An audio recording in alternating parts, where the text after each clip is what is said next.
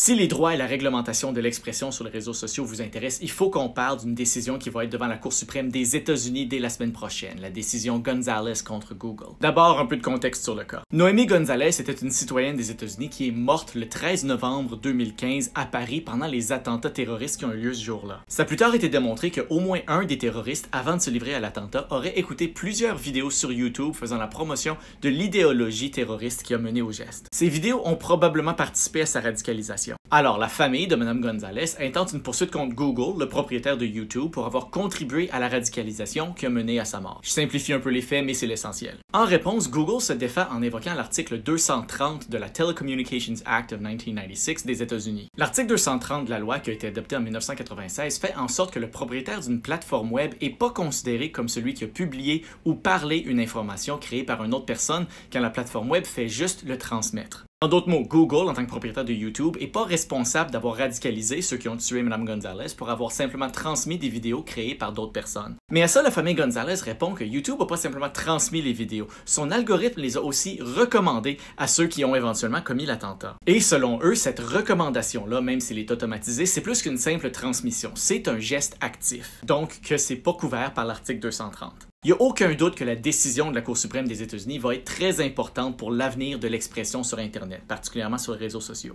Tous les réseaux sociaux aujourd'hui utilisent des algorithmes pour recommander du contenu à ses utilisateurs. C'est des algorithmes qui sont automatisés pour recommander du contenu qui risque d'être intéressant à une personne en fonction du contenu que la personne a déjà consommé. Google argumente qu'à la quantité de contenu qui crée à chaque jour aujourd'hui, ce serait impossible pour qui que ce soit d'utiliser les réseaux sociaux et trouver l'information qui les intéresse sans l'aide d'algorithmes automatisés. Et que s'ils devenaient légalement responsables pour tout ce que leurs algorithmes allaient recommander, ils seraient incapables de rester en opération. Ils se feraient immédiatement poursuivre par tout le monde, puis ils devraient fermer leurs portes. Mais à ça, le côté Gonzales répond que l'Internet a beaucoup changé depuis 1996 quand la loi a été adoptée, et les réseaux sociaux ont un grand contrôle sur leur algorithme et donc sur qu'est-ce qu'ils nous présentent comme contenu. Peut-être qu'ils devraient avoir une certaine part de responsabilité pour le développement de leur algorithme et ce que leur algorithme nous recommande comme contenu. Il y a quand même des arguments qui se tiennent des deux bords et je serais curieux de savoir ce que vous en pensez. On peut pas prédire ce que la Cour suprême des États-Unis va décider, mais c'est sûr que leur décision va avoir un impact sur l'Internet au monde au complet. Les États-Unis sont un marché énorme pour les réseaux sociaux et c'est fort probable que si les lois changent aux États-Unis, ça va se ressentir aussi au Canada.